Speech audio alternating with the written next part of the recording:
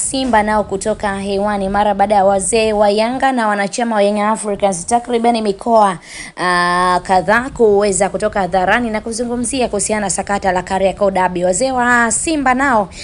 leo wametoka hadharani kuzungumzia kuhusiana hilo sakata, na kubwa zaidi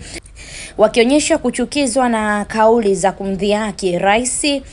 wa TFF, namzungumzia Wallace Karia huyu, na kuweka wazi kwamba kinachopelekea Yanga wafanye hivyo ni kwamba rais aliwalea sana, na hivyo wameamua kumpanda kichwani kwa sababu alizoea kuwadekeza kwa upande wao. Hiyo ndo kauli ambao wameizungumza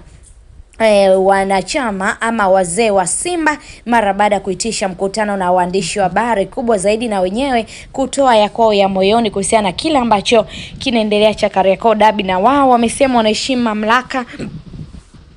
wanasubiri kuona nini hasa kitenda kuamuriwa ili waweze kuwa na maamuzi zaidi kuhusiana na hili jambo, nini hasa wataweza kufanya, nini hasa kitafanyika kwa upande wao. Masikiliza, tuambie maoni yako, na wewe wana mashiko kwenye hili tujuze, lakini kubwa zaidi bado inafikirisha mustakabali wa hili utakuwa ni nini, hili